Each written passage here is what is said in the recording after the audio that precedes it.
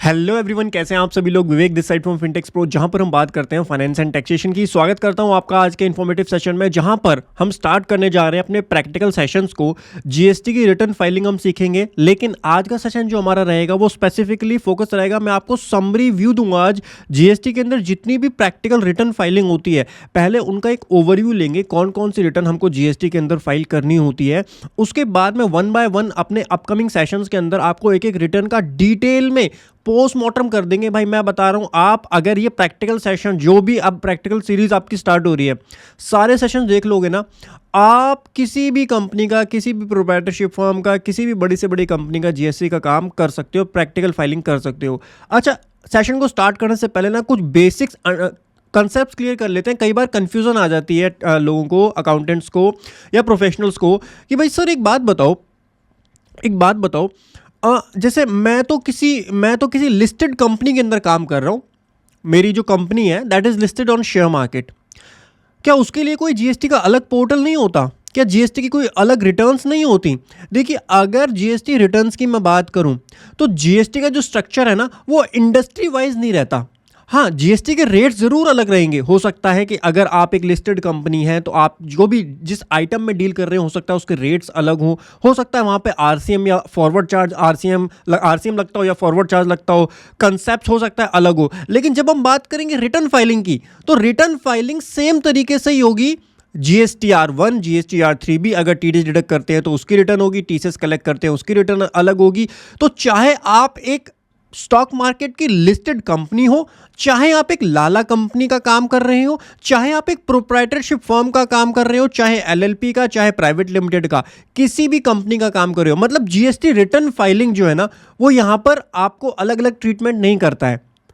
आपको जो कंसेप्ट मैं सिखाऊंगा, जैसे मैं आपको R1 फाइलिंग सिखाऊंगा, मैं आपको 3B फाइलिंग सिखाऊंगा, मैं GSTR7 फाइलिंग सिखाऊंगा, GSTR8 फाइलिंग सिखाऊंगा, तो उन सभी केसेस में आपकी जीएसटी की रिटर्न सेम रहेगी। ऐसा नहीं होता कि एक छोटे टैक्स पेयर के लिए जीएसटी की रिटर्न अलग होगी, बड़े टैक्स पेयर के लिए जीएसटी की रिटर्न अलग होगी। हाँ, जीएसटी के अंदर ही कुछ ऐसे स्ट्रक्चर आपको मिलेंगे कि छोटे टैक्स पेयर को गवर्नमेंट क्या दे देगी, राहत दे देगी, बोलेगी कि आप एक काम करो, क्वार्टरली फाइल कर लो।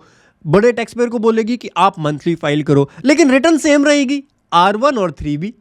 ठीक है, तो मैं समझाना क्या चाह रहा हूं, सबसे पहले मैं ये समझाना चाह रहा हूं कि जीएसटी के अंदर हम बाइफरकेट नहीं करते इंडस्ट्री वाइज, कि अगर मैं एक मेटल इंडस्ट्री में हूं तो मेरी जीएसटी की रिटर्न क्या अलग जाएगी? क्या मैं एक एक्सपोर्टर हूं तो मैं अलग जीएसटी की रिटर्न फाइल करूंगा? क्या कोई सर्विस प्रोवाइडर हूं तो मैं अलग जीएसटी की रिटर्न फाइल करूंगा? जी नहीं, आपको समझना होगा जीएसटी की रिटर्न सेम ही रहेगी, वेदर आप किसी भी इंडस्ट्री से हो, किसी भी चीज में आप काम करते हो, जीएसटी की रिटर्न सेम तरीके से ही काम करेगी। ठीक है, इसीलिए हम जीएसटी रिटर्न के पहले स्ट्रक्चर को समझेंगे। इसके बाद कई बार ऐसा होता है कि कुछ स्पेसिफिक इंडस्ट्रीज के लिए थोड़ी सी टेबल्स चेंज हो जाती हैं, जो कि मैं आपको जीएसटी की टेबल्स में सिखाऊंगा। जैसे अगर आप ऑनलाइन सेलिंग करते हैं ना, तो GSTR1 के अंदर टेबल होती है, टेबल 14 और टेबल 15। टेंशन मत लो, ये चीज़ें मैं डिटेल में समझाऊंगा। अभी जस्ट मैं आपको एक आइडिया देना चाह रहा हूं कि कुछ होते हैं जैसे ऑनलाइन सेलर्स हो गए, उनके लिए अलग रिटर्न फाइल करते हैं। कुछ केसेस में आप देखोगे कि आपका जो क्लाइंट है वो गवर्नमेंट कंपनी है, तो आप देखोगे कि वो जीएसटी के अंदर टीडीएस डिडक्ट करता है, तो उसके लिए जीएसटीआर अलग जीएसटी की रिटर्न होती है, जो कि मैं आपको आगे सिखाऊंगा, वो आपको एक अलग से फाइल करनी होती है। ऐसे ही आप देखोगे कि अगर आपका कोई ऐसा क्लाइंट है जो ई कॉमर्स ऑपरेटर है, मतलब मान लो एक नया स्टार्टअप है और वो आपसे जुड़ा है, उसने अपनी वेबसाइट बनाई है, वो एक ई कॉमर्स ऑपरेटर है, तो ई कॉमर्स ऑपरेटर जीएसटी के अंदर टीसीएस कलेक्ट करता है, उसकी रिटर्न अलग फाइल की जाती है। ठीक है, या अगर मान लीजिए आपका क्लाइंट ऑनलाइन सेलर है, तो वो ऑनलाइन सेलर अगर है तो उसकी रिपोर्ट्स कुछ अलग तरीके से आती हैं और उसकी वर्किंग थोड़ा सा अलग तरीके से होती है।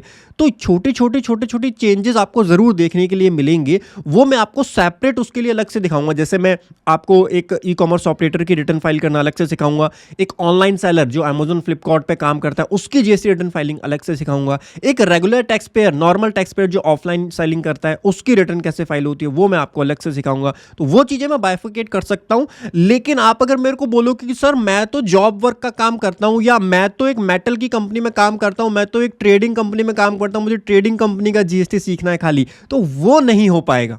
आप समझ गए मेरी बात को? तो इसीलिए उस केस में स्टैंडर्ड तरीके से काम करना होता है, बाकी जहां जहां डेविएशन आता है, जहां जहां अलग तरीके से रिटर्न फाइल होती है, वो मैं आपको सिखाऊंगा। एक गारंटी दे देता हूं, अगर आप ये जितने भी प्रैक्टिकल सेशन अब हम कवर करेंगे आगे, अगर आप सारे सेशन देख लेते हो ना, आप एक छोटी से छोटी कंपनी से लेकर बड़ी से बड़ी, whether it is a listed company, MNC और एनी कंपनी, आप जीएसटी की वर्किंग, जीएसटी की कंप्यूटेशन, जीएसटी की रिटर्न फाइलिंग बिना किसी परेशानी के इंडिपेंडेंटली कर सकते हैं। ठीक है, चलिए अब इसी के साथ स्टार्ट करते हैं आज के सेशन को, जो कि है जीएसटी में रिटर्न का स्ट्रक्चर क्या है। आपको समझना होगा जीएसटी के अंदर कौन कौन सी रिटर्न्स होती हैं, कौन से टैक्स पेयर को वो फाइल करनी होती है, और उसकी ड्यू डेट्स क्या होती हैं। चलिए स्टार्ट करते हैं आज के सेशन को। अब आपका आज का सेशन स्टार्ट होने जा रहा है, जीएसटी रिटर्न का स्ट्रक्चर क्या होता है। ठीक है, अच्छा एक क्वेश्चन आपके माइंड में और आएगा, आजकल मार्केट में कई सारे पेड सॉफ्टवेयर भी हैं, सर हम तो इस सॉफ्टवेयर पे अपनी जीएसटी रिटर्न फाइल करते हैं, या आजकल तो अकाउंटिंग सॉफ्टवेयर भी ये फैसिलिटी दे देते हैं, जैसे सर हम तो टैली यूज़ करते हैं, टैली पे जीएसटी फाइलिंग की फैसिलिटी आ गई है, या और बिजी हो गया, जोहो हो गया, तो सर उससे कैसे जीएसटी फाइलिंग होगी, मैं आपको उसका भी एक ब्रीफ आइडिया दे दूंगा किस तरीके से आपको वो करना होता है। But majority of the work जो रहेगा ना, मेजॉरिटी ऑफ द काम हम खुद भी, देखिए मेरी अपनी प्रैक्टिस है, पहली बात तो ये कि मैं ऐसे हवाई आपको क्लासेस नहीं दे रहा हूँ, मेरे को 10 साल से ऊपर हो चुके हैं, मतलब 10 साल तो खैर जीएसटी को भी अभी ऑलमोस्ट 10 साल हुए, जब से जीएसटी आया है मैं तब से जीएसटी में काम कर रहा हूँ, और हमारी पूरी होल टाइम प्रैक्टिस है जीएसटी की, बहुत सारे क्लाइंट्स हैं उसके एक्सपीरियंस के बेसिस पे, और हम जो काम कर रहे हैं आज की डेट में जीएसटी पोर्टल पे ही काम कर रहे हैं। तो मैं जो आपको सिखाऊंगा भी ना, वहाँ पे भी ज़्यादातर मेरा फोकस जीएसटी पोर्टल पर ही रहेगा, जीएसटी पोर्टल के ऊपर ही मैं आपको सारी अंडरस्टैंडिंग दूंगा। बट कई बार हम प्रैक्टिकल सॉफ्टवेयर्स भी यूज़ करते हैं, टैली यूज़ करते हैं, बिजी यूज़ करते हैं, जोहो यूज़ करते हैं, जिसपे हम अकाउंटिंग करते हैं। तो अकाउंटिंग से फिर इसका लिंक कैसे होता है जीएसटी पोर्टल का, वो भी आपको आगे के सेशन में ज़रूर सीखने के लिए मिलेगा। ठीक है, चलिए सर सबसे पहले समझते हैं आज के सेशन में जीएसटी रिटर्न्स का स्ट्रक्चर समझ लेते हैं। सर जी स्ट्रक्चर कौन कौन सी रिटर्न्स होती हैं, किस किस को वो फाइल करनी होती हैं, डिटेल में समझेंगे। ठीक है, सबसे पहले बात करते हैं जीएसटीआर 1 की। सबसे बड़ी रिटर्न है, इंपॉर्टेंट रिटर्न है, एक रेगुलर टैक्स पेयर को ये फाइल करनी होती है। ठीक है, now detail of outward supply of GST goods और सर्विस की आउटवर्ड सप्लाईज आपको यहाँ पर रिपोर्ट करनी होती है, जो भी सप्लाई आपने की, जो भी अब एक इंपॉर्टेंट टर्म यहाँ पर आ गया सप्लाई, ये मैं आपको आगे डिटेल में और समझाऊंगा। वैसे मैंने सप्लाई वाले चैप्टर में आपको ऑलरेडी डिटेल में समझाया हुआ है कि सप्लाई और टर्नओवर, सप्लाई और सेल दो अलग टर्म है। सप्लाई अगर आप देखोगे ना बहुत बड़ी टर्म है, टर्नओवर तो उसके सामने यूं समझ लो एक बच्चा, बहुत छोटी सी टर्म होती है। अगर मैं आपसे टर्नओवर बोल रहा हूं, मैं आपसे सेल पूछ रहा हूं, मैं आपसे टर्नओवर पूछ रहा हूं, तो बहुत अच्छा। चलो एक प्रैक्टिकल एग्जांपल ही आपके साथ डिस्कस कर लेता हूं, क्योंकि प्रैक्टिकल चीज सीखना है ना। अभी थ्योरी पढ़ा के तो मैंने को करना क्या है। अभी चल रहा है जीएसटीआर 9 का टाइम, जीएसटीआर 9 एनुअल रिटर्न होती है, अभी आगे समझाऊंगा। मेरे पास एक क्वेरी बहुत कॉमनली आती है, सर एक बात बताओ, हमने अपने पीएनएल के अंदर इंटरेस्ट दिखाया हुआ है, हमने अपने पीएनएल के अंदर नॉन जीएसटी सप्लाई दिखाई हुई है, क्या उसको भी हमको अपनी जीएसटीआर 1 में रिपोर्ट करना होता है? मेरे से ये क्वेश्चन बहुत ज्यादा पूछा जाता है। जीएसटीआर 1 आपकी आउटवर्ड सप्लाईज के लिए होती है, या खाली टर्नओवर को रिपोर्ट करना होता है? फिर मैं बोलता हूं कि आपने कभी जीएसटीआर 1 फॉर्म की हेडिंग पढ़ी है? जीएसटीआर 1 फॉर्म होता क्या है वो पढ़ा है? जीएसटीआर 1 फॉर्म होता है डिटेल्स ऑफ आउटवर्ड, क्या होता है, अच्छा क्या होता है, सप्लाईज। कोई समझाता नहीं है ये सब चीजें। क्या होता है आउटवर्ड सप्लाईज? सप्लाई जीएसटी में कहां डिफाइन है पता है आपको? वैसे ये चीज मैंने आपको सेक्शन 7 के अंदर डिटेल में ऑलरेडी समझा रखी है, बट फिर भी अब प्रैक्टिकल चीजों के साथ उसको लिंक कर रहा हूं, तो समझने की कोशिश करना। अगर आप वो सेक्शन 7 पढ़ के आए हो तो अब उसको रिलेट करना कि जीएसटीआर 1 में किस तरीके से वो इंपैक्ट करता है, और ये वाली जो क्वेरीज आपकी आती हैं वो कैसे सॉल्व होंगी। सेक्शन 7 होता है जीएसटी का जो बोलता है सप्लाई का मतलब क्या है। अब supply includes turnover as well, supply include करता है टर्नओवर भी, सप्लाई इंक्लूड करता है बहुत सारी चीजें। एग्जम्प्ट सप्लाई भी होती है, नॉन जीएसटी सप्लाई, अच्छा नॉन जीएसटी सप्लाई भी होती है। जीएसटीआर 1 की एक टेबल होती है, टेबल नंबर 8, उसमें पता है आपको क्या दिखाना होता है, exempt supply, non GST supply. तो ये सारी सप्लाई, ये भी सप्लाई तो है ना, इसका मतलब नॉन जीएसटी क्या है, सप्लाई है, एग्जम्प्ट क्या है, सप्लाई है, इसका मतलब वो भी सप्लाई तो कहलाएंगी आपकी, भले ही वो टर्नओवर ना कहलाए। इसीलिए सप्लाई सेक्शन 7 के अकॉर्डिंग एक बहुत बड़ी टर्म होती है और उसके अंदर बहुत सारी चीजें रिपोर्ट करनी होती हैं। इसीलिए जब आप मेरे से ये क्वेश्चन पूछते हो कि सर क्या मुझे जीएसटीआर 1 के अंदर अपनी सेल या टर्नओवर ही रिपोर्ट करनी होती है, तो आपको पता होना चाहिए कि जीएसटीआर 1 केवल टर्नओवर को रिपोर्ट करने के लिए नहीं होती। जीएसटीआर 1 की जो पहली वर्डिंग्स है वो है आउटवर्ड सप्लाईज को आपको रिपोर्ट करना होता है, और सप्लाई के अंदर आपकी डीम्ड सप्लाई भी इंक्लूड होती है, सप्लाई के अंदर आपका ब्रांच ट्रांसफर भी इंक्लूड होता है, सप्लाई के अंदर आपकी नॉन जीएसटी सप्लाई भी कवर होती है, एग्जाम सप्लाईज भी कवर होती हैं। तो जो इंटरेस्ट आपको मिल रहा है, बाकी सारी चीजें जो आप क्रेडिट कर रहे हो अपने पीएनएल के अंदर, वो भी आपको जीएसटीआर 1 के अंदर अकॉर्डिंगली रिपोर्ट करनी होती है। अब कहां रिपोर्ट करनी होती है वो मैं आपको फाइलिंग के टाइम पे या जब हम क्लॉज वाइज एनालिसिस करेंगे वहां समझा दूंगा, पर आपके माइंड में क्लैरिटी तो बननी चाहिए कि GSTR 1 is not only about the turnover और सेल्स। वो तो बहुत छोटा सा पार्ट है, उसके अलावा भी बहुत सारी चीजें होती हैं जो जीएसटीआर 1 अपने अंदर कवर करके रखता है। ठीक है, क्लियर हो गया? यस सर, दोनों आते हैं इसके अंदर, गुड्स और सर्विसेज दोनों इसके अंदर कवर होते हैं। ठीक है, अब जीएसटीआर 1 की ड्यू डेट क्या होती है, कब तक आपको फाइल करना होता है? जीएसटी का स्ट्रक्चर जो है, एक रेगुलर टैक्स पेयर को मंथली बेसिस पर ये फाइल करनी होती है रिटर्न, और टैक्स पेयर को ये फाइल करनी होती है जीएसटी पोर्टल पे आपको फाइल करनी होती है। मंथली या क्वार्टरली भी फाइल करनी होती है। अभी क्वार्टरली में थोड़ी देर में समझाऊंगा आपको क्वार्टरली स्कीम क्या होती है, क्यूआरएमपी स्कीम क्या होती है, थोड़ी देर में डिस्कस करेंगे। अभी मंथली वालों का डिस्कस करते हैं। मंथली अगर आप हैं तो मंथली के केस में 11th ऑफ नेक्स्ट मंथ तक आपको फाइल करनी होती है। ठीक है, तो अगर जनवरी मंथ का है, मान लीजिए जनवरी मंथ की जीएसटीआर 1 आपको फाइल करनी है, तो कब तक फाइल करनी होगी बताइए? 11th फेब तक आपको ये फाइल करनी होगी। ठीक है, और अगर आप क्यूआरएमपी स्कीम के अंदर है ना, क्वार्टरली जीएसटीआर 1 फाइल करते हैं, तो 13th of next month of the following of the quarter ending. तो क्वार्टरली के केस में जीएसटीआर 1 मंथली नहीं जाएगी, क्वार्टरली जाएगी। एक साल में कितने क्वार्टर होते हैं जल्दी से बताइए? 4 क्वार्टर होते हैं। तो फॉर एग्जांपल अगर 4th क्वार्टर की रिटर्न आपको फाइल करनी है, 4th क्वार्टर कौन सा होगा आपका? जैन, फेब और मार्च। फाइनेंशियल ईयर फॉलो करते हैं ना हम, आप कंफ्यूज तो नहीं हो? फाइनेंशियल ईयर की हम बात करते हैं, जब भी हम टैक्सेशन और अकाउंटिंग में बात करते हैं तो वो फाइनेंशियल ईयर होता है, जो कि 1 अप्रैल को स्टार्ट होता है एंड खत्म कब होता है बताइए? वो 31 मार्च को खत्म होता है। ठीक है, अगर मैं आपसे ये बोल रहा हूँ कि 4th quarter of a financial year, इसका मतलब मैं कौन से पीरियड की बात कर रहा हूं? मैं आपसे बात कर रहा हूं जैन, फेब एंड मार्च। तो ये क्वार्टर हो गया, इसको हम बोलते हैं क्वार्टर नंबर 4, इसको हम बोलते हैं Q4 of that financial year. So if I am saying कि क्वार्टर 4 की जीएसटीआर 1 की ड्यू डेट क्या है, तो ये 13th of the next month of the quarter ending. तो क्वार्टर एंड हुआ है आपका मार्च में, इसका फॉलोइंग मंथ कौन सा है? अप्रैल। तो इसकी ड्यू डेट जो है वो क्या निकल के आएगी जीएसटीआर 1 की? अगर आप क्वार्टरली फाइल करते हैं तो 13th अप्रैल निकल के आएगी। Getting my point? ठीक है सर, ये तो जीएसटीआर 1 अभी बेसिक आइडिया है। अभी पहली बात तो माइंड में कोई लोड मत लेना, अभी मैं जस्ट आपको एक ब्रीफ आइडिया दे रहा हूं, जस्ट एक ओवरव्यू दे रहा हूं। लेकिन अगर आप ये ओवरव्यू एक बार समझ जाओगे ना, तो आगे की रिटर्न फाइलिंग की आपकी राह बहुत ही आसान, बहुत ही स्मूथ होने वाली है, मजेदार होने वाली है। GSTR 1A next. अब देखो हुआ क्या, कई बार क्या होता है कि जीएसटीआर 1 के अंदर आपने कोई गलती कर दी, कोई मिस कर दिया आपने सप्लाई, कोई सेल आपको रिपोर्ट करनी थी, वो सेल रिपोर्ट होने से रह गई, मिस हो गई। तो उस केस में होता क्या था कि जब जीएसटीआर 3B फाइल करोगे तो 3B भी गलत फाइल हो जाएगी भाई। R1 में अगर गलती हुई तो R1 से जीएसटीआर 3B लिंक्ड होती है, जीएसटीआर 3B के अंदर हम टैक्स की पेमेंट करते हैं, अभी आगे हम समझेंगे, तो वो भी गलत हो जाती थी। तो गवर्नमेंट ने कहा कि हम जीएसटीआर 1 को ठीक करने के लिए एक रिटर्न लेकर के आते हैं, वो होगी आपकी जीएसटीआर 1A। उसका नाम रख दिया GSTR 1A, amendment in GSTR 1। अब ये अमेंडमेंट कौन सी रिटर्न का है? किसी भी पुरानी रिटर्न में अमेंडमेंट कर सकते हो? नहीं, जिस पीरियड का आपने R1 फाइल किया उस पीरियड की आप जीएसटीआर 1A फाइल कर सकते हो। कब तक फाइल कर सकते हो? R1 फाइल करने के बाद और उस मंथ की 3B फाइल करने से पहले।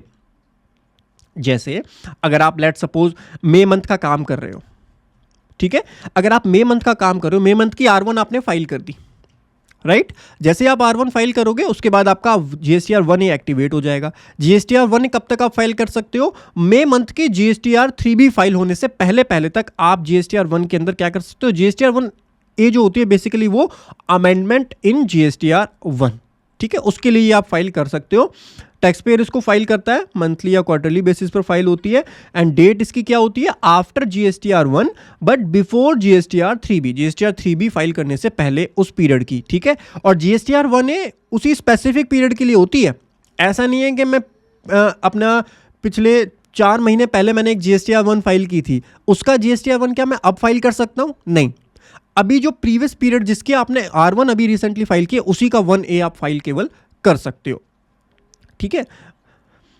ओके सर, ये 2 रिटर्न्स हो गई, GSTR 1 हो गई, GSTR 1A को हमने अभी ब्रीफली, अभी तो ओवरव्यू है, अभी तो मैं, आप यूँ समझ लो कि बस ऐसे ऐसे टचअप कर दिया, बस टच करके निकला हूँ, अभी तो इसके अंदर डिटेल में जाएंगे। फिर आया फॉर्म IFF। अब मैं आपको एक कंसेप्ट समझाऊंगा। देखिए, जीएसटी के अंदर जो टैक्स पेयर होते हैं, गवर्नमेंट ने बोला कि भाई हमारे जो टैक्स पेयर है ना, जीएसटी के अंदर जो रिटर्न फाइलिंग चलती थी वो कैसे चलती थी, मंथली बेसिस पर जीएसटी की रिटर्न फाइल होती थी। एक महीने की कितनी रिटर्न हो गई, एक महीने की तो एक ही रिटर्न हो गई, अगर मंथली है तो पूरे साल की एनुअल कितनी रिटर्न हो गई। अगर GSTR 1 की बात करें तो 12 GSTR 1 आपको फाइल करनी है R1, और 12 GSTR 3B आपको फाइल करनी है। अब एक छोटा टैक्स पेयर जिसने अभी अभी जीएसटी नंबर लिया है, उसकी कोई टर्नओवर भी नहीं है, अब उससे आप बोलो कि भाई इतनी पूरे साल की आप 24 रिटर्न्स फाइल करो, उसके लिए तो भाई बहुत ज़्यादा कॉम्प्लेक्सिटी हो जाएगी। हर महीने अकाउंटेंट रखो, अपने टैक्स प्रोफेशनल को पैसा दो। गवर्नमेंट ने बोला एक काम करते हैं, थोड़ी सी राहत दे देते हैं, छोटे टैक्स पेयर को थोड़ी सी राहत दे देते हैं। तो वो राहत दी गई उन टैक्स पेयर को जिनकी टर्नओवर प्रीवियस फाइनेंशियल ईयर में कितनी है, 5 करोड़ तक है, उनको यहां पर गवर्नमेंट ने राहत दी। अब राहत क्या दी, वो ध्यान से सुनिएगा। राहत ये दी गई कि गवर्नमेंट ने टैक्स पेयर को 2 पार्ट में डिवाइड कर दिया। पहला तो लार्ज टैक्स पेयर, पहला हो गए लार्ज टैक्स पेयर, दूसरे हो गए स्मॉल टैक्स पेयर, ठीक है। अब लार्ज का मतलब क्या है भाई, लार्ज का मतलब ये है कि आपकी अगर प्रीवियस ईयर में जो टर्नओवर है वो टर्नओवर क्रॉस कर गई है, कितने को, 5 करोड़ रुपीस को क्रॉस कर गई है, तो आप एक लार्ज टैक्स पेयर हो। स्मॉल टैक्स पेयर, अगर आपकी टर्नओवर प्रीसीडिंग ईयर में अप टू 5 करोड़ रुपीस है तो आप एक स्मॉल टैक्स पेयर हो। स्मॉल टैक्स पेयर को गवर्नमेंट ने ऑप्शन दिया कि आपके पास ना एक ऑप्शन है, आप चाहो तो मंथली में रहो, जैसे ये बड़े लोग फाइल कर रहे हैं ना, बड़े लोग, या तो इनके तरीके से मंथली में फाइल कर लो। अदरवाइज आपको लगता है कि भाई इतने सारे कंप्लाइंसेस मैं नहीं कर पाऊंगा, मेरे लिए बहुत ज़्यादा हेक्टिक हो जाएगा, तो आप एक काम करो, क्वार्टरली अपनी रिटर्न फाइल कर लो। यानी GSTR 1 और GSTR 3B को आप क्या करो, क्वार्टरली बेसिस पर फाइल कर लो।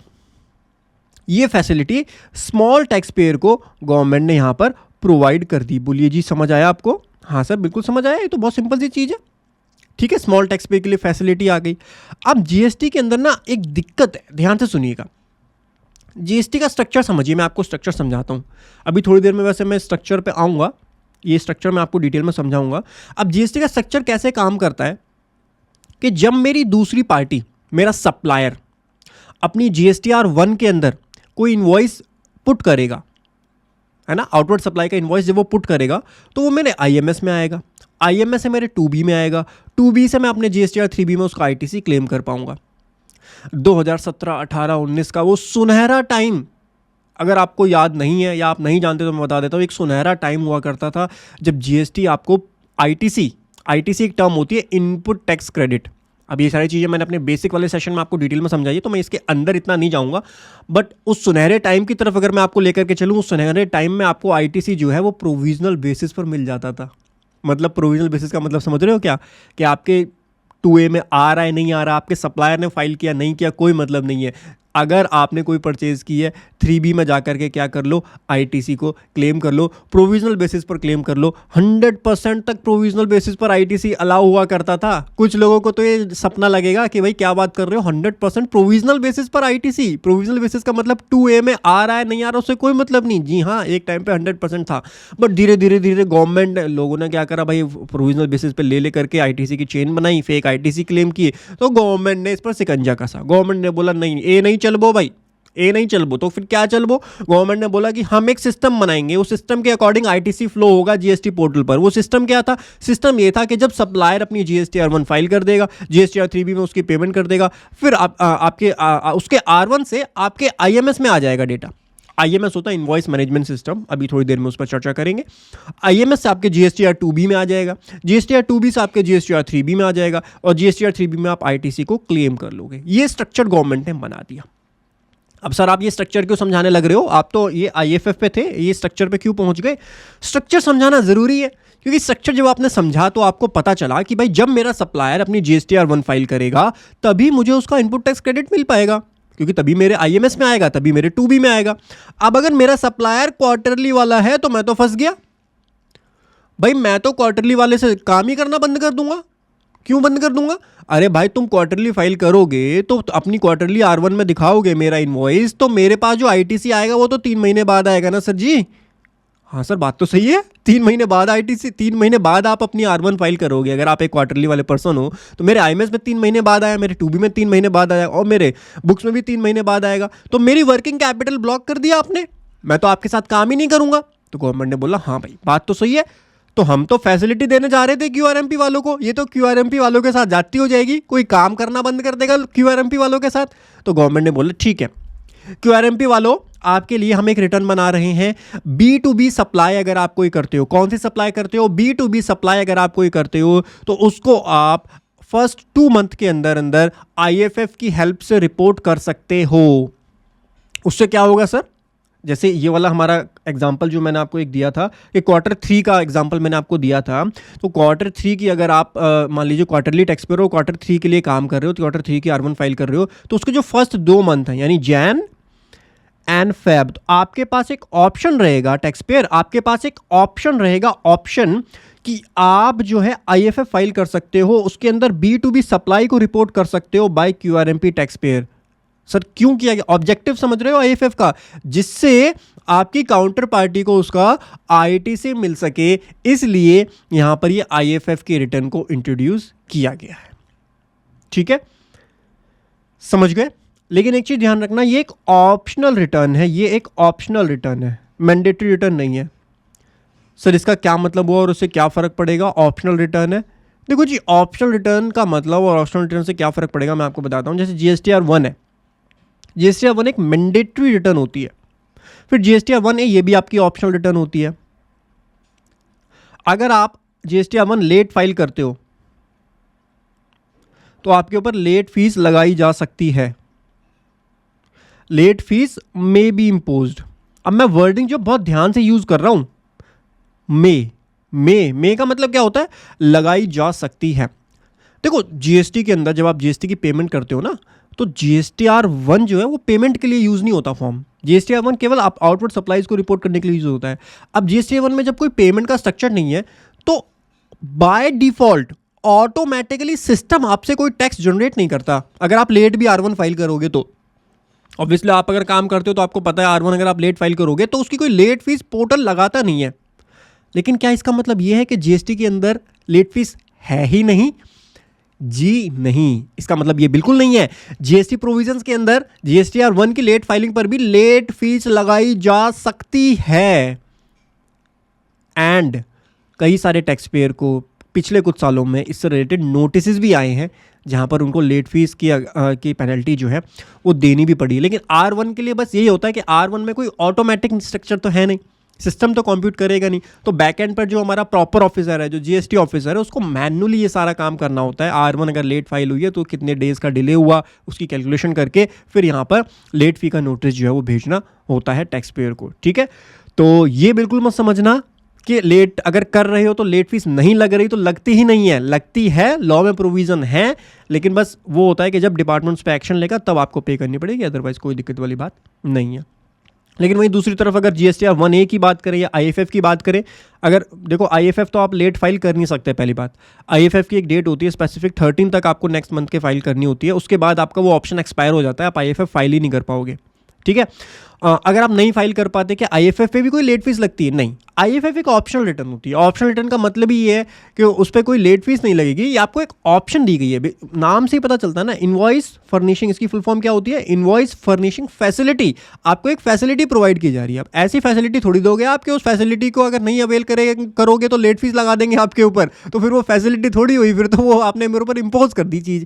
तो वो चीज़ नहीं है। आईएफएफ एक फैसिलिटी दी जाती है, वो भी किसको? क्यूआरएमपी टैक्स पेयर को। वो टैक्स पेयर जो क्यूआरएमपी में जा रहा है उसको फैसिलिटी प्रोवाइड कर दी जाती है। ठीक है, अभी ज्यादा लोड नहीं लेना, बिल्कुल स्मूथली आराम से। हाँ, मैं जस्ट आपको ये फॉर्म्स का समझा रहा हूं, अभी तो इसके अंदर डीप ड्राइव करेंगे। एक फॉर्म के अंदर एक एक फॉर्म फाइलिंग सिखाऊंगा आपको, प्रैक्टिकल वर्किंग के साथ में, कंप्यूटेशन के साथ में, सेट ऑफ रूल्स के साथ में, बहुत सारी चीज़ें इसके अंदर आएंगी। अभी तो मतलब आप ये समझो कि अपने अभी तो जस्ट टचअप कर रहे हैं अपने प्रोविजंस को। इसकी जो है 13th ऑफ नेक्स्ट मंथ तक आप ये फाइल कर सकते हैं। उसके बाद IFF का ऑप्शन आपके लिए एक्सपायर हो जाता है। उसके बाद हमारी एक रिटर्न आती है GSTR2। GSTR2 आज तक कभी आई नहीं बाबू। GSTR2 अगर आपने प्रोविज़न पढ़ा होगा तो हमारा GSTR2 सबसे पहले लिखी हुई थी लॉ के अंदर, और GSTR2 आज तक कभी आई ही नहीं। स्टार्टिंग में GST का स्ट्रक्चर था वो पता है कैसा था? GSTR1, GSTR2 और GSTR3। GSTR1 में आउटवर्ड सप्लाई का डेटा, GSTR2 के अंदर इनवर्ड सप्लाई का डेटा और GSTR3 के अंदर आपका टैक्स लायबिलिटी। अब इसमें से GSTR1 तो आ चुकी है और आज की डेट में सबसे important return, one of the important return GSTR1 ही होती है। 2 तो कभी आई नहीं, 2 की जगह पर क्या आई? 2A आया। 2 कभी भी प्रैक्टिकल पोर्टल के ऊपर आ ही नहीं पाया, और GSTR3 भी प्रैक्टिकली पोर्टल के ऊपर कभी आ ही नहीं पाया। तो GSTR2 की जगह जो स्टार्टिंग में आई वो 2A आई। 2B तो अभी आई है भाई, अपना 21-22 के आसपास 2B आई होगी। 2B तो बहुत बाद में आई है, उस पर भी चर्चा करेंगे। 2A पहले आई, तो 2 को मैंने यहाँ रेड में मार्क कर रखा है बिकॉज 2 तो जो है कभी प्रैक्टिकली आई नहीं, तो इसको एक्सप्लेन करने का या समझने को इनवर्ड सप्लाई है, लेकिन ये कभी प्रैक्टिकल पोर्टल पे आ ही नहीं पाई, तो ये फॉर्म हमारा खराब ही हो गया। GSTR2A जो है इसकी जगह पर ये आया हमारा। 2A क्या था? ऑटो ड्राफ्टेड सप्लाई की डिटेल्स थी उसके अंदर। ऑटो ड्राफ्टेड सप्लाई मतलब जैसे ही आपकी काउंटर पार्टी ने कोई इन्वॉइस डाला तो वो इन्वॉइस आपके 2A के अंदर रिफ्लेक्ट हो जाता था। अब इसमें दिक्कत ये थी कि 2A जो है ना वो फ्लक्चुएट होता रहता है, फिक्स नहीं होती उसकी कोई वैल्यू। मतलब जैसे मान लो कोई पुराना इन्वॉइस मेरे किसी टैक्स पेयर ने करंट मंथ में कोई पुराना इन्वॉइस 6 महीने पुराना इन्वॉइस उसने डाल दिया, तो वो मेरे 6 महीने पुराने 2A को जा करके चेंज कर देगा। तो 2A जो है वो डायनेमिक रिटर्न होती थी, इन्वॉइस बेसिस पर वो काम करती थी। जिस मंथ का वो इन्वॉइस है उस मंथ के 2A में जा करके वो इन्वॉइस पार्क हो जाएगा। अब इसमें दिक्कत ये आती थी कि अगर कोई सप्लायर लेट लतीफ़ है और उसने लेट फाइल किया तो मेरा पुराना 2A जो है वो इम्पैक्ट हो जाता था, चेंज हो जाता था, इसमें बड़ी समस्या आती थी। लेकिन फिर भी स्टार्टिंग में ये इसने बहुत फैसिलिटी प्रोवाइड की। स्टार्टिंग में जो है जो आपका प्रोविजनल ITC को ख़त्म किया गया। अच्छा, GST की अभी स्टोरी समझ रहे हैं तो समझिए, इससे आपके कंसेप्ट भी काफ़ी सारे क्लियर होंगे कि GST किस तरीके से आगे बढ़ा, आपको वो समझ आएगी। एक टाइमलाइन आपकी बनेगी कैसे GST स्टार्ट हुआ, कैसे वो आगे बढ़ा। जैसे मैंने आपको बताया था स्टार्टिंग में कि भाई ये स्टार्टिंग में प्रोविजनल ITC आपका अलाउ हुआ।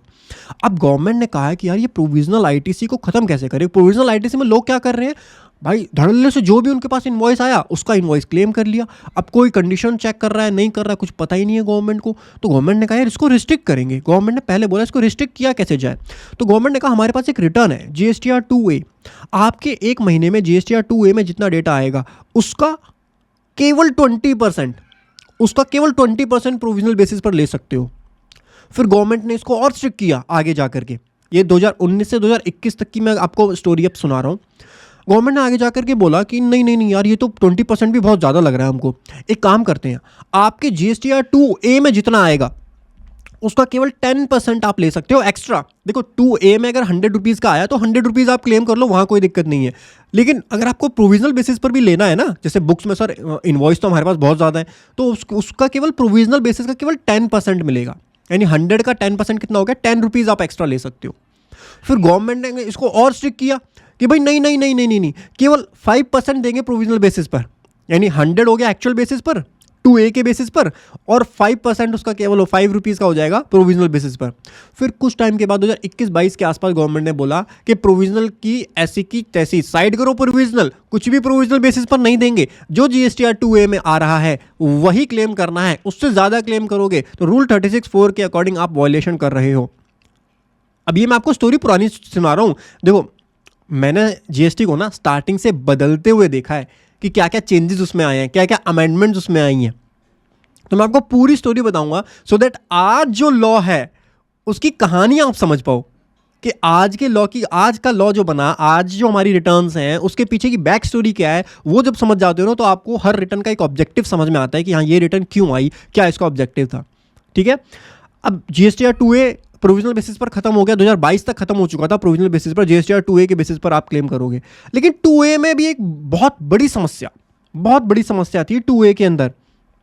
क्या समस्या थी कि 2A एक डायनेमिक रिटर्न थी बाबू, डायनेमिक रिटर्न। अब डायनेमिक रिटर्न में दिक्कत पता है क्या है, वही जो मैंने आपको बताया कि भाई अगर मेरे किसी सप्लायर ने 6 महीने पुराने कोई इनवॉइस डाले अपनी GSTR 1 के अंदर, तो वो मेरे पुराने GSTR 2A में जाकर के पार्क हो जाएंगे। अभी मैं इतना डिटेल में नहीं जा रहा 2 में, बट फिर भी आपको ऊपर ऊपर से समझा देता हूँ कि वो डायनेमिक रिटर्न है, तो मेरा वो डेटा चेंज होता रहता है, चेंज होता रहता है, चेंज होता रहता है। अब ये सबसे बड़ी समस्या है यार। जब मैं 3B फाइल कर रहा हूँ तब मेरा डेटा कुछ और आ रहा है, और जब बाद में जाकर के दूसरी पार्टी ने कोई क्रेडिट नोट डाल दिया, दूसरी पार्टी ने कोई इनवॉइस डाल दिया, तो वो मेरे उस महीने के 2A को जाकर के इम्पैक्ट कर देता है, चेंज कर देता है। तो धीरे धीरे धीरे धीरे गवर्नमेंट को लगा कि भाई ये 2A जो है, पहली बात 2A ना एक ऑटो ड्राफ्टेड स्टेटमेंट होती है, तो ये आपको फाइल नहीं करनी होती है, ये मैंने मेंशन भी किया हुआ, ये व्यू ओनली होता है। आप केवल इसमें देख सकते हो कि आपके कौन कौन से सप्लायर ने कौन कौन से इन्वॉइसेस डाले हैं। तो काफ़ी टाइम तक जो है हम रिकन्सिलेशन करते थे कि भाई 2A से रिकन्सिलेशन करो। अब रिकन्सिलेशन आपने आज किया, बहुत बढ़िया मूड में, एकदम से एकदम बढ़िया मूड में आए, आपने 2A डाउनलोड करा, यहाँ से अपनी बुक्स का डेटा डाउनलोड करा, रिकन्सिलेशन करा, और 2 महीने बाद जाकर के पता चल रहा है कि वो 2A जो आपने पहले डाउनलोड किया था, आज आप देख रहे हो वो 2A ही चेंज हो गया। तो रिकन्सिलेशन में क्या मतलब हुआ, क्या ऑब्जेक्टिव हुआ, वो भी परेशानी थी। और फिर 3B में जो आप क्लेम करते हो वो भी 2A के बेसिस पर क्लेम करते हो। अब 2A जो 2 महीने पहले था, आज वो 2A ही नहीं है, उसमें उसकी डेटा ही चेंज हो गया, उसकी वैल्यूज ही चेंज हो गई। तो ये परेशानी सबसे बड़ी आई GSTR 2A के अंदर। तो गवर्नमेंट ने कहा कि यार इसका कुछ सॉल्यूशन निकालो, इसका कुछ सॉल्यूशन निकालो कि ये तो बड़ी दिक्कत वाली बात हो गई, डेटा ही चेंज हो रहा है उसका। तो इसका सॉल्यूशन निकाला गया। फिर इसका सॉल्यूशन कैसे निकाला गया? GSTR 2B की हेल्प से इसका सॉल्यूशन निकाला गया। अभी IMS पे आएंगे। IMS तो बहुत नई रिटर्न है बाबू, अभी तो वो तो बहुत रिसेंट रिटर्न है, अभी समझाऊंगा। 2022-23 के आसपास आपका GSTR 2B आ गया। ये भी ऑटो ड्राफ्टेड ITC स्टेटमेंट है सर, ये भी ऑटो ड्राफ्टेड सप्लाई की स्टेटमेंट है, ये भी ऑटो ड्राफ्टेड ITC स्टेटमेंट है। फर्क क्या है? सबसे बड़ा फर्क है ये आपकी डायनेमिक है, ये आपकी फिक्स रिटर्न है। फिक्स बोल लो, फ्रीज बोल लो, या स्टैटिक बोल लो, स्टैटिक भी बोलते हैं कई लोग। सर जी मैं इंटरव्यू में पूछता हूँ ये सवाल, मुझे 2A और 2B का सबसे बड़ा डिफरेंस बता दो, दोनों में क्या डिफरेंस है। और सबसे बड़ा डिफरेंस जो मेरे अकॉर्डिंग जो है वो है 2A एक डायनेमिक रिटर्न है जिसका डेटा चेंज हो जाता है, 2B एक स्टैटिक रिटर्न है जिसका डेटा एक बार जनरेट हो जाती है तो वो चेंज नहीं होती है।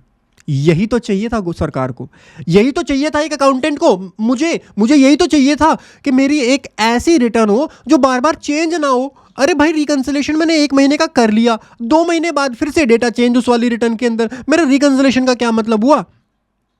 इसीलिए गवर्नमेंट को भी दिक्कत आ रही थी, अकाउंटेंट को भी दिक्कत आ रही थी, टैक्स प्रोफेशनल्स को भी दिक्कत आ रही थी। गवर्नमेंट ने बोला GSTR 2B लाएंगे, और 2B एक फिक्स रिटर्न होगी, स्टैटिक रिटर्न होगी। अब वो स्टैटिक रिटर्न किस बेसिस पर होगी सर, ये भी तो बताओ भाई। 2B के अंदर ना इनवॉइस की डेट को कंसिडर नहीं किया जाता कि इनवॉइस कितना पुराना है या इनवॉइस कौन से महीने का है, उसको कंसिडर नहीं किया जाएगा। आपका जो 2B जनरेट होगा, 2B जो जनरेट होगा वो जनरेट होगा on the basis of filing date of GSTR 1। एक पीरियड है, स्पेसिफिक पीरियड। अभी मैं इतना डिटेल में नहीं जाऊंगा क्या पीरियड है, क्योंकि ये तो मेरे को आगे आपको डिटेल में और समझाने हैं। अभी तो मैं जस्ट ऊपर ऊपर का टचअप दे रहा हूँ आपको। अभी तो मैं आपको ये बताने की कोशिश कर रहा हूँ, क्योंकि ये सारे फॉर्म नए नए फॉर्म्स हैं जो कि GST लॉ आने के बाद में आए हैं, तो इनका ऑब्जेक्टिव क्या है मैं आपको वो समझाने की कोशिश कर रहा हूँ।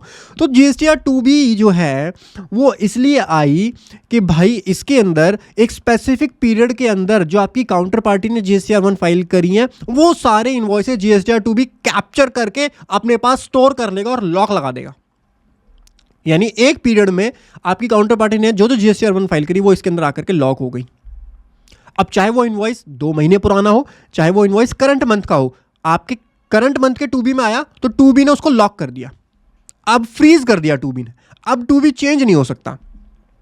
अब 2B से अब गवर्नमेंट ने क्या करा, ठीक है अच्छा ऐसी बात है, तो गवर्नमेंट ने फिर प्रोविजंस में चेंज किए, लॉ में चेंज किए। एक रूल होता है, रूल नंबर 36(4), रूल 36(4) में चेंज किया गया भाई, हम अब 2A की जगह 2B को वहां पर मेंशन किया गया। GSTR 9 जो एनुअल रिटर्न होती है वहां पे भी 2B को लेकर के आया गया। लेकिन आप इसका ऑब्जेक्टिव समझ रहे हो, गवर्नमेंट जो पहले प्रोविजनल ITC, फिर 120% ऑफ प्रोविजनल ITC, फिर 110% of provisional ITC, 105% of provisional ITC, फिर प्रोविजनल ITC खत्म, केवल 2A रह गया, फिर 2A से 2B आ गया।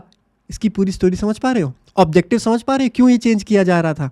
तो इसलिए अब जाकर की चीजें स्टेबल हो गई हैं और 2B को गवर्नमेंट ने फ्रीज कर दिया। एक स्पेसिफिक पीरियड के अंदर आपकी काउंटर पार्टी जो भी अपने इनवॉइसेस डालेगी वो सारे इनवॉइसेस आपके इस 2B के अंदर जा करके लॉक हो जाएंगे, फ्रीज हो जाएंगे। समझ गए? हाँ सर।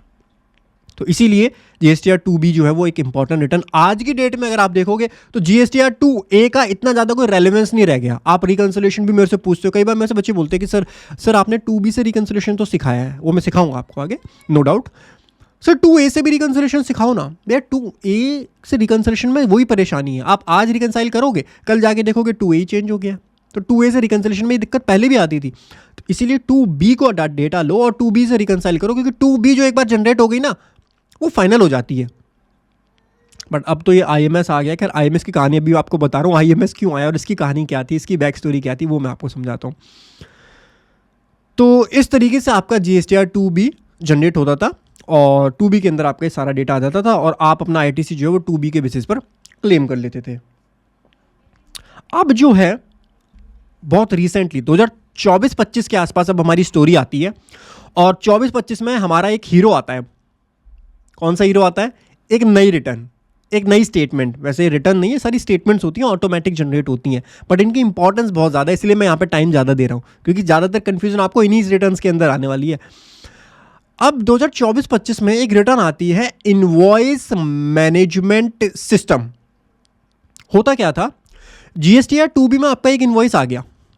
अब वो इनवॉइस केवल व्यू ओनली होता था, मैंने लिखा भी होगा, व्यू ओनली होता था। मतलब क्या कि भाई एक इनवॉइस आया और मैं खाली उसको देख सकता हूँ कि मेरे पास ये इनवॉइस आ गया। मेरे पास कोई ऐसी फैसिलिटी अवेलेबल नहीं थी कि मान लो किसी ने गलती से मेरा GST नंबर डाल दिया हो, मेरे से रिलेटेड वो इनवॉइस ही नहीं है, तो मैं उसको GSTR 2B से ही एलिमिनेट कर सकूं और मेरे 3B में वो जाए ही ना, या मेरे 2B में ही वो ना आए, ऐसी कोई फैसिलिटी मेरे पास अवेलेबल नहीं थी। और मैं इनवॉइस वाइज चेक नहीं कर पाता था कि भाई इस इनवॉइस का क्या स्टेटस है। मतलब इनवॉइस वाइज दिखता तो था कि कौन कौन से इनवॉइसेस उसके अंदर आ गए हैं, बट मैं उस पर कोई एक्शन नहीं ले सकता था। कोई क्रेडिट नोट आया, कोई इनवॉइस आया, तो जैसे क्रेडिट नोट किसी ने मेरे ऊपर गलत क्रेडिट नोट डाल दिया, तो मेरे क्रेडिट में आ गया, तो मेरा ITC यहाँ पर मेरा ITC कम हो जाएगा। मेरे पास कोई फैसिलिटी नहीं थी कि मैं उस क्रेडिट नोट को रिजेक्ट कर सकूँ, या कि कोई इनवॉइस मेरे पास आया मैं उस इनवॉइस को रिजेक्ट कर सकूँ, वो फैसिलिटी भी मेरे पास कुछ भी अवेलेबल नहीं थी। तो गवर्नमेंट ने बोला एक काम करते हैं, अभी मैं आपको इसकी गवर्नमेंट साइड की स्टोरी भी बताऊंगा, थोड़ा ध्यान से सुनना। गवर्नमेंट ने बोला एक काम करते हैं, टैक्स पेयर आपकी फैसिलिटी के लिए हम एक इनवॉइस लेवल मैनेजमेंट सिस्टम लेकर के आते हैं। IMS इसकी फुल फॉर्म होती है, 2024-25 के आसपास ये आया था। इनवॉइस मैनेजमेंट सिस्टम की एक फैसिलिटी लेकर के आते हैं आपके पास। अब इस फैसिलिटी में क्या होगा, इस फैसिलिटी में जितने भी आपके सप्लायर ने जो भी इनवॉइसेस फाइल करे अपनी GSTR 1 के अंदर, वो आपके 2B में डायरेक्टली नहीं जाएंगे। या वो कहाँ जाएंगे, वो बीच में हम एक पूल बना देते हैं, पूल IMS का एक पूल बना देते हैं, और उस IMS के पूल में आपके वो सारे के सारे इनवॉइसेस जाएंगे। तो IMS के पूल में हमको क्या करना होगा, गवर्नमेंट ने कहा IMS के पूल में हम आपको ना कुछ फैसिलिटी दे देते हैं, आप इनवॉइस को एक्सेप्ट कर लो, इनवॉइस को रिजेक्ट कर दो अगर वो आपसे रिलेटेड नहीं है, तो आपको लगता है कि टाइम चाहिए तो उसको पेंडिंग में छोड़ दो। क्रेडिट नोट आपके IMS में आ रहा है, क्रेडिट नोट फाइल किया दूसरी पार्टी ने, आप उसको भी एक्सेप्ट कर सकते हो। पहले क्रेडिट नोट के अंदर एक्सेप्ट और रिजेक्ट का ऑप्शन था, बाद में गवर्नमेंट ने बोला 1 महीने के लिए, 1 पीरियड के लिए आप क्रेडिट नोट को पेंडिंग में भी डाल सकते हो। और अभी लेटेस्ट न्यूज़ दूं, लेटेस्ट जानकारी दूं IMS में, गवर्नमेंट ने कहा कि दूसरी पार्टी ने कोई इनवॉइस डाला, क्रेडिट नोट डाला, और वो पूरा अमाउंट उसमें गलत आ रही है, केवल आधा ही आपका क्रेडिट नोट रिलेटेड था, तो आप उसकी अमाउंट रिडक्शन भी कर सकते हो IMS के अंदर। मतलब आज की डेट में अगर आप मेरे से पूछोगे ना, IMS के अंदर आपके पास कई सारे फंक्शन है। IMS के अंदर आप एक्सेप्ट कर सकते हो उस इनवॉइस को, रिजेक्ट कर सकते हो उस इनवॉइस को, पेंडिंग में छोड़ सकते हो उस इनवॉइस को, और अमाउंट को रिड्यूस, ITC को रिड्यूस भी कर सकते हो। सर ये तो बहुत ज़्यादा हेक्टिक हो जाएगा, मेरे पास तो भाई हज़ारों इनवॉइसेज आते हैं, लाखों इनवॉइसेज आते हैं, तो क्या मैं IMS में एक्सेप्ट ही करता रहूँगा क्या? तो नहीं, गवर्नमेंट ने आपके ऊपर कोई बर्डन नहीं डाला। गवर्नमेंट ने कहा कि आपको अगर ऐसा लगता है ना कि भाई सारी चीज़ें ठीक चल रही हैं, कुछ नहीं करना आपको, तो आप IMS को छेड़ो ही मत, ऑटोमेटिकली उसको डीम्ड एक्सेप्टेंस मान लिया जाएगा। अगर आप कोई भी एक्शन नहीं लोगे ना अपने IMS में, तो वो सारे इनवॉइसेस डीम्ड एक्सेप्ट मान लिए जाएंगे, और डीम्ड एक्सेप्ट करके आपके इसके अंदर आ जाएंगे, GSTR 2B के अंदर वो आ जाएंगे, और GSTR 2B से वो 3B में चले जाएंगे। अब आपको लग रहा होगा गवर्नमेंट कितने बड़े दिल वाली गवर्नमेंट है हमारी, है ना, हमारे लिए इतनी फैसिलिटी उसने दी। लेकिन अब बताता हूँ दिल की बात, अंदर की बात बताता हूँ आपको। क्या आईएमएस क्यों लेकर के आया गया पता है आपको? जो भी क्रेडिट नोट आपके आईएमएस में आएगा, अब क्रेडिट नोट से होता है क्या मुझे बताइए। क्रेडिट नोट से आपके जैसे आईएमएस से पहले की बात करता हूँ मैं, आप समझ जाओगे, ये एग्जांपल देता हूँ, इससे आप समझ जाओगे कि ये क्रेडिट नोट वाला एग्जांपल मैं क्यों ले रहा हूँ। मेरी एक दूसरी पार्टी है, मेरा सप्लायर है, उसने एक क्रेडिट नोट डाला, वो क्रेडिट नोट मेरे 2B में आ गया। मैंने बोला क्रेडिट नोट तो मेरे से रिलेटेड नहीं है, गलत क्रेडिट नोट डाला है, मुझे तो ये आईटीसी जो है वो लेना ही नहीं है। तो मैंने उस क्रेडिट नोट का एडजस्टमेंट कर दिया, ठीक है। मैंने उस क्रेडिट नोट को लिया नहीं अपने पास, मैंने तो नहीं लिया क्योंकि मेरे से रिलेटेड ही नहीं था, तो मैंने उस क्रेडिट नोट को इफेक्ट ही नहीं दिखाया। मतलब क्रेडिट नोट का इफेक्ट क्या जाता है जीएसटीआर 3B में? क्रेडिट नोट बात करूँ, सप्लायर जो क्रेडिट नोट इशू करेगा। अच्छा यार, ये अकाउंटिंग में कई बार कंफ्यूज हो जाते हैं लोग। क्रेडिट नोट जो सप्लायर इशू करेगा, यानी सप्लायर जो मेरे को सेल कर रहा है, तो सप्लायर मुझे क्रेडिट नोट देगा ना, मैं उस वाले क्रेडिट नोट की बात कर रहा हूँ, ठीक है। तो सप्लायर जब मेरे को इनवॉइस देता है तो मेरा वो आईटीसी बनता है। अगर सप्लायर मुझे उस सेल के रिस्पेक्ट में क्रेडिट नोट देगा तो मेरा आईटीसी कम होगा। लेकिन भाई वो क्रेडिट नोट तो मेरे से रिलेटेड ही नहीं है, तो मैंने अपना आईटीसी को कम नहीं किया। भाई मेरे से रिलेटेड ही नहीं है क्रेडिट नोट, तो मैं अपने आईटीसी को कम क्यों करूँगा? नहीं किया मैंने अपने आईटीसी को कम। लेकिन अभी मैं पुरानी बात कर रहा हूँ जब 2B है, आईएमएस नहीं है। मैंने तो आईटीसी कम किया नहीं अपना, मैंने तो अपना आईटीसी कम किया नहीं, लेकिन जो मेरी दूसरी पार्टी ने अपना जीएसटीआर 1 फाइल किया, उसने अपनी टैक्स लायबिलिटी को क्या कर दिया? क्या कर दिया भाई? अगर मेरी काउंटर पार्टी जीएसटीआर 1 फाइल कर रही है, जीएसटीआर 1 के अंदर अगर उसने अपना कोई क्रेडिट नोट दिखाया, तो क्रेडिट नोट जो है उसकी सेल को क्या करता है? कम करता है। तो उसकी टैक्स लायबिलिटी क्या हो जाएगी? कम हो जाएगी। जीएसटी लायबिलिटी क्या हो जाएगी? कम हो जाएगी। क्या मैंने आईटीसी कम किया? नहीं, मेरे से तो रिलेटेड ही नहीं है, तो क्या मैंने आईटीसी कम किया? नहीं किया। क्या दूसरी पार्टी ने लायबिलिटी कम कर दी? कर दी। सरकार ने बोला ये नहीं चलबो, ये नहीं चलबो, आईएमएस में आ गया है, आईएमएस में रिजेक्ट करबो। आईएमएस में अब जब आईएमएस लाया गया तो भाई मेरे पास ऑप्शन आ गया, मैंने कहा भाई ये क्रेडिट नोट मेरे से रिलेटेड नहीं है, मैं गया आईएमएस में, मैंने वहां पर रिजेक्ट कर दिया। उससे क्या होगा? जैसे ही मैं आईएमएस में रिजेक्ट करूंगा उस इनवॉइस को, अब मेरी काउंटर पार्टी के नेक्स्ट मंथ में, करंट मंथ में तो उसका कम हो गया। अब गवर्नमेंट को लेकिन आईएमएस के थ्रू पता चल गया कि ये क्रेडिट नोट मैंने रिजेक्ट कर दिया, ये तो इस क्रेडिट नोट का आईटीसी मैंने कम नहीं किया। इस क्रेडिट नोट से जो मुझे आईटीसी कम करना चाहिए था वो मैंने कम नहीं किया। ये बात गवर्नमेंट को आईएमएस के थ्रू पता चल गई और गवर्नमेंट सप्लायर को बोला, सप्लायर के नेक्स्ट मंथ के 3B में उसको ऐड कर दिया। अब गवर्नमेंट का तो ये ऑब्जेक्टिव था जो समझ में आ गया, अब लोग उसका मिसयूज करने लग गए। कई बार लोगों से गलतियों में किसी ने क्रेडिट नोट रिजेक्ट कर दिया, दूसरी पार्टी की लायबिलिटी बन गई। तो कई बार इससे परेशानी भी हमको देखने के लिए मिली है। अब इनकी क्या परेशानियां होती हैं, कैसे ठीक करना होता है, वो मैं आपको खैर जब आईएमएस डिटेल में समझेंगे तो इस पर चर्चा एक बार दोबारा से विस्तार में करेंगे। बट फिर भी मैंने आपको समझा दिया आईएमएस से गवर्नमेंट का क्या ऑब्जेक्टिव था, समझ में आ गया कि भाई एक तरफ आप अपना आईटीसी कम नहीं कर रहे हो, दूसरी तरफ लायबिलिटी कम कर ली। आईएमएस के थ्रू गवर्नमेंट को पता चल गया तो गवर्नमेंट ने क्या करा, तुम्हारी लायबिलिटी नेक्स्ट मंथ के 3B में ऐड करवा दी जाकर के। ये था आईएमएस का मेन ऑब्जेक्टिव, ठीक है। आईएमएस की चर्चा एक बार दोबारा आएगी तब उसको दोबारा समझेंगे आईएमएस किस तरीके से होता है। उसके बाद हमारी एक रिटर्न आती है जीएसटीआर 3। बाबू ऐसा कांटा मार दो, आज तक कभी आई नहीं प्रैक्टिकली जीएसटीआर 3 नहीं आई, जीएसटीआर 3 नहीं आई। उसके बाद एक जीएसटीआर फॉर्म 3A होता है। 3A बेसिकली नोटिस होता है of return for default under section 46 for non filing of return. अगर आप जीएसटी रिटर्न फाइल नहीं करते हो तो जीएसटीआर 3A के अंदर एक नोटिस आता है और सिस्टम जनरेटेड होता है, ऑटोमेटिक नोटिस आता है यहाँ पर। ये नेक्स्ट है फॉर्म जीएसटीआर 3B। ये भी one of the important return होती है। अब जब आप एक रेगुलर टैक्स पेयर हो तो आप टैक्स की पेमेंट कैसे करते हो? जीएसटीआर 3B की हेल्प से आप अपने टैक्स की पेमेंट करते हो। जीएसटीआर 3B में डेटा कैसे आता है? जीएसटीआर 1 से डेटा आएगा, जीएसटीआर 2B से डेटा आएगा और उसके बाद जो भी आपका कैश बन रहा है, अगर एक्स्ट्रा कैश बन रहा है तो एक्स्ट्रा कैश आप जीएसटीआर 3B से चालान बना करके ऐड करोगे एंड उसके बाद टैक्स की पेमेंट करोगे जीएसटीआर 3B की हेल्प से, ठीक है। बाकी आरसीएम की जो लायबिलिटी आपको पे करनी होती है वो भी आप जीएसटीआर 3B की हेल्प से ही पे करते हो। तो टैक्स की पेमेंट जो आप करते हो वो जीएसटीआर 3B से करते हो और जीएसटीआर 3B एक मैंडेटरी रिटर्न है। अगर आप इसको लेट करते हो तो लेट फीस आपकी लगाई जाती है इसके ऊपर, ठीक है। क्या लगाई जाती है? Late fees. और ये लेट फीस जो होती है वो ऑटो कैलकुलेट होती है, ऑटो कैलकुलेट होती है, नेक्स्ट मंथ के 3B में वो ऐड की जाती है। मैं आपको जब GST 3B फाइलिंग सिखाऊंगा तब मैं ये वाला बता दूंगा कि नेक्स्ट मंथ में वो किस तरीके से ऐड होती है, कितनी लेट फीस लगती है, वो मैं आपको आगे प्रैक्टिकल सेशन में ज़रूर सिखाऊंगा। उसके बाद आता है PMT 06 जो होता है, ये भी आपका पेमेंट के लिए ही होता है, ये भी आपका पेमेंट के लिए होता है फॉर्म। तो सर आपने यहाँ क्यों डाला है? बेसिकली PMT 06 जो है ना वो QRMP टैक्स पेयर को फाइल करना होता है। QRMP टैक्स पेयर क्वार्टरली अपनी रिटर्न फाइल करता है। QRMP की फुल फॉर्म पता है क्या होती है? Quarterly return and monthly payment.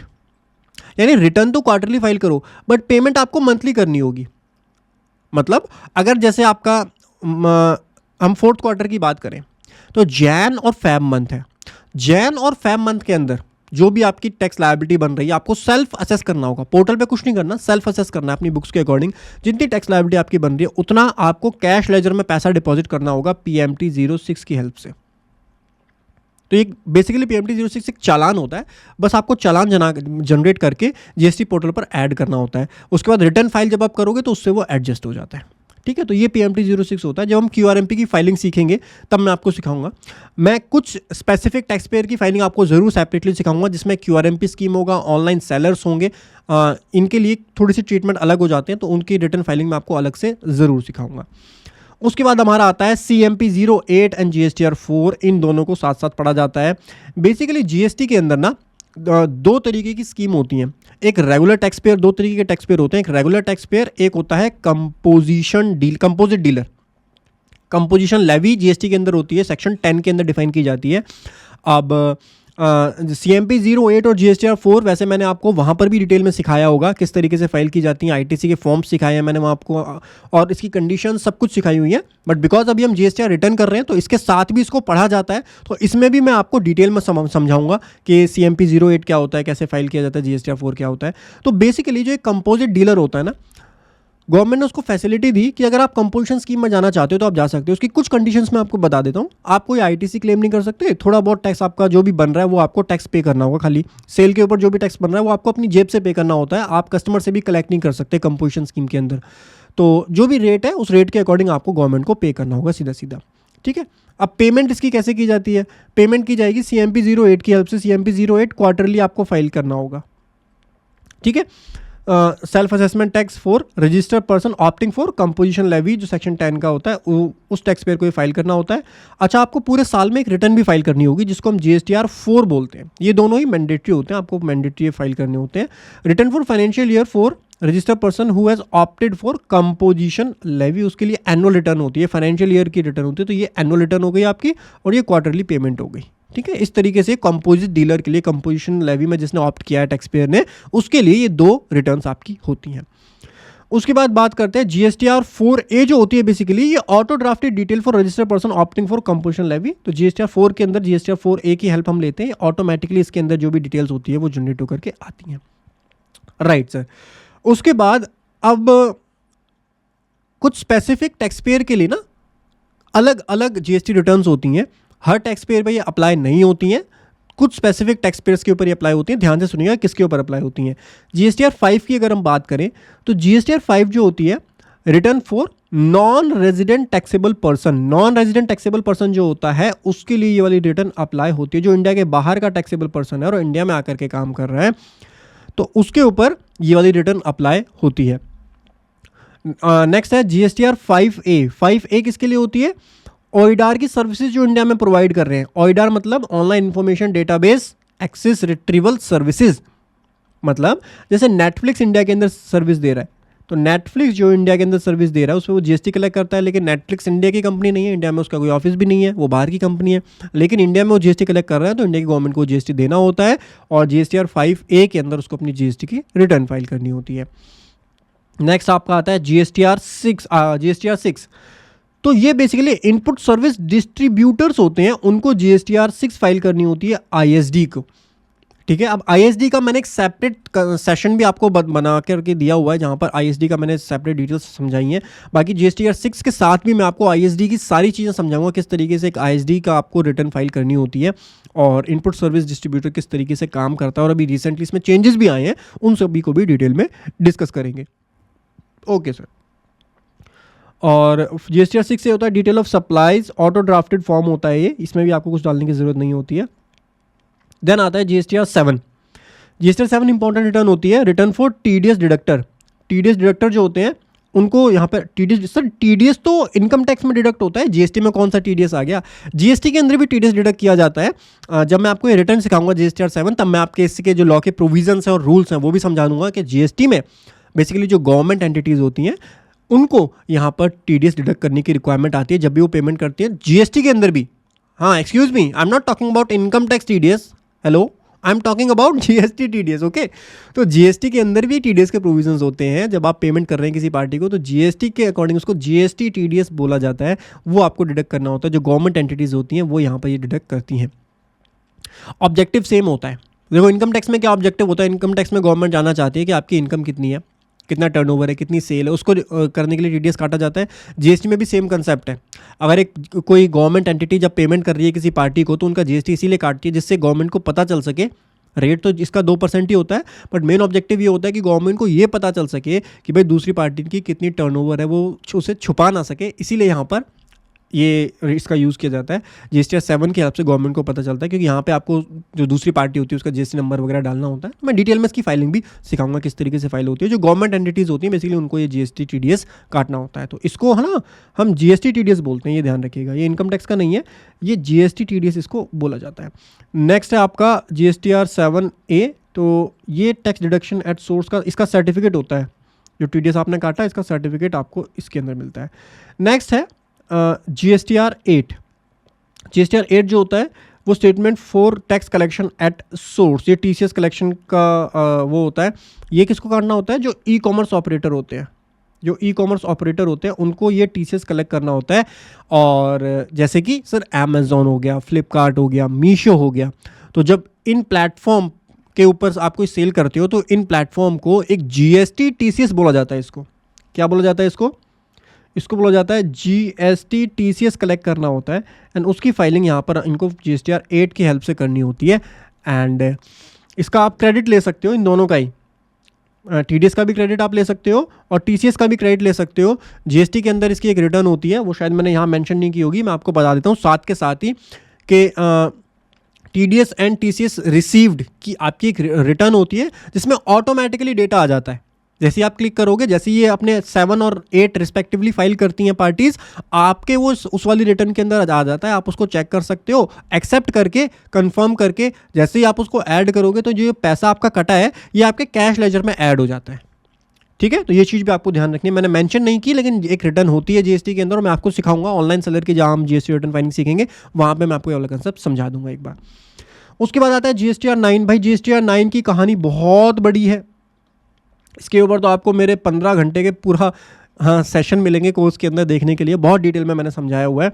Annual return एक टैक्स पेयर को किस तरीके से फाइल करनी होती है, लेकिन ये भी किसके लिए मैंडेटरी, अगर आपकी टर्नओवर मोर देन 2 करोड़ है किसी भी प्रीवियस ईयर में, अगर 2 करोड़ से ज़्यादा टर्नओवर आपकी हो गई है तब आपके लिए GSTR 9 क्या होती है, मैंडेटरी होती है। GSTR 9 रेगुलर टैक्स पेयर के लिए एनुअल रिटर्न होती है।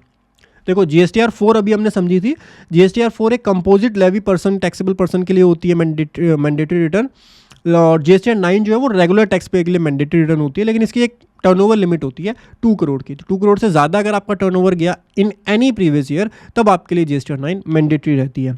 और GSTR 9 के साथ साथ GSTR 9C भी जाती है। 9C होती है रिकन्सिलिएशन स्टेटमेंट, बेसिकली आपकी GSTR 9 और आपकी बुक्स का रिकन्सिलिएशन GSTR 9C के अंदर किया जाता है। ये भी एक रेगुलर टैक्स पेयर को फाइल करनी होती है, लेकिन इसकी भी टर्नओवर लिमिट होती है 5 करोड़ की। तो अगर आपकी टर्नओवर 5 करोड़ को एक्सीड कर जाती है तब आपके लिए 9C फाइल करना मैंडेटरी हो जाता है। ड्यू डेट की अगर बात करें तो GSTR 9 की जो ड्यू डेट होती है वो 31 December of next financial year है। अच्छा, ड्यू डेट मैंने बाकी सभी रिटर्न्स की आपको शायद नहीं समझाई है, ये नोट्स में आपको दे दूंगा, इसको डाउनलोड कर लेना अगर आप ड्यू डेट जानना चाहते हो। जैसे ये है ना आपकी GSTR 8 की ड्यू डेट क्या रहती है, GSTR 8 की due date 10th of next month रहती है, और GSTR 7 की ड्यू डेट क्या रहती है, 13th ऑफ नेक्स्ट मंथ रहती है। तो इस तरीके से ड्यू डेट भी पढ़ लीजिएगा। एनुअल रिटर्न की रहती है 31 December of next financial year, ठीक है।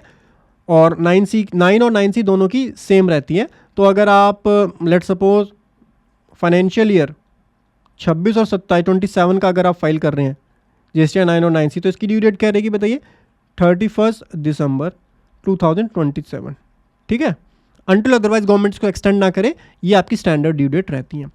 उसके बाद एक रिटर्न आती है GSTR 10, जिसको हम बोलते हैं फाइनल रिटर्न। इसका क्या मतलब होता है? GSTR 10 का फाइनल रिटर्न अलग होती है, एनुअल रिटर्न अलग होती है।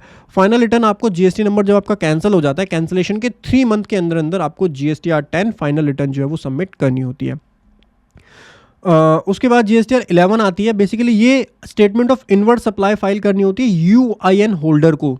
जो एम्बेसीज होती हैं इंडिया के अंदर, जो फॉरेन एम्बेसीज होती हैं, उनको GSTR 11 फाइल करनी होती है इनवर्ड सप्लाई की रिपोर्ट करने के लिए। डिटेल्स को वो यहाँ पर रिपोर्ट करते हैं, मंथली बेसिस पर फाइल होती है और इसकी डेट 28 ऑफ फॉलोइंग मंथ जो है वो इसकी ड्यू डेट होती है।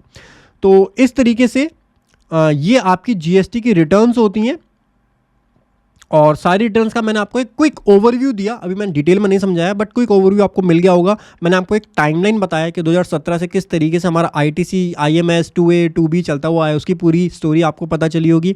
और आज हम जहाँ खड़े हैं IMS और 2B के ज़माने में, बेसिकली आज तो IMS पे फोकस ज़्यादा है, तो वो वहाँ तक हम कैसे पहुँचे वो आपको समझ में आया होगा। और ये सारी रिटर्न्स का एक क्विक ओवरव्यू आपको मिला होगा। मिलता हूँ आपको अगले सेशन में। टिल देन हंसते रहिए, मुस्कुराते रहिए। Bye bye, take care.